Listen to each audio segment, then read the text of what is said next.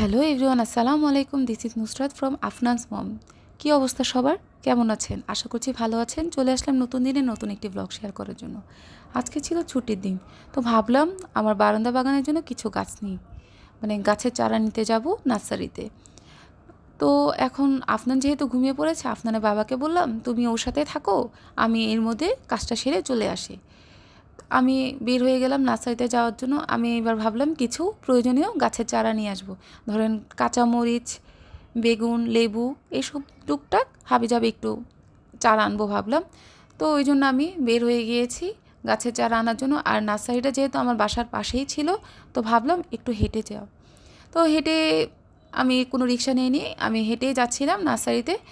কিন্তু আমি হাঁটতে হাঁটতে যা বুঝলাম, আমার হাত পায়ে জং ধরে গিয়েছে, আমার হাঁটাহাঁটি আবার শুরু করতে হবে। গত একটা বছর ধরে আমি একদমই হাঁটাহাঁটি করিনি।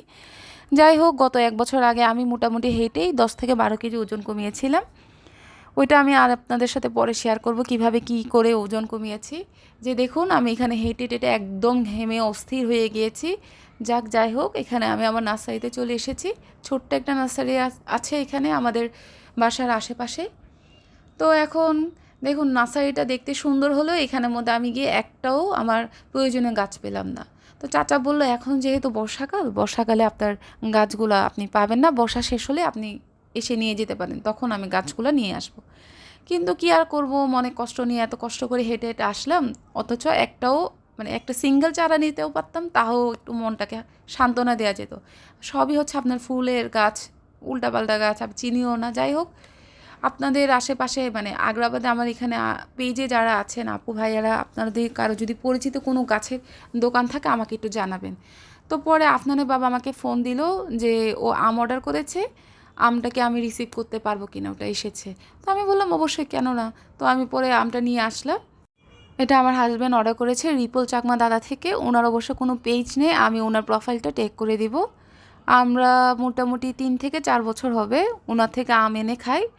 উনি আমার কাছে মনে হয়েছে অনলাইনে আমি ওনার থেকে ছাড়াও আরও বেশ কয়েকজন থেকে আম এনেছি, আমার কাছে মনে হয়েছে ওনার আম সবচেয়ে সেরা।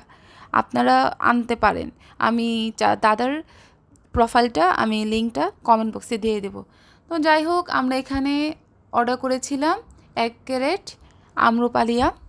আমাদের থেকে রেখেছে 2500 টাকা। আর ওনার ওখানে আম্রপালি ছাড়াও অন্য অন্য জাতের আম আছে, আপনারা যেটাই নিতে চান ওনার সাথে কন্ট্যাক্ট করলে উনি বলে দিবেন দাম কত আর কিভাবে কি। ও হ্যাঁ, আমার কিন্তু ডেলিভারি চার্জ সহ লেগেছে 2500 টাকা।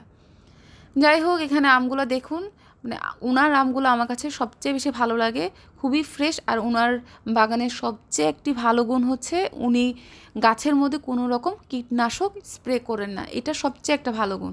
আর উনার আমগুলো দেখুন খুবই বড় বড়, মানে আমি এর আগেও এখানে দেখুন আফনান কিন্তু খুবই খুশি, অথচ সে কিন্তু আম খাবে না, কারণ তার কাছে আমের মধ্যে একটা গন্ধ লাগে। যাই হোক, যেটা বলছিলাম, মানে ওনার আমগুলা কিন্তু দেখুন মানে মোটামুটি ভালোই বড় আছে।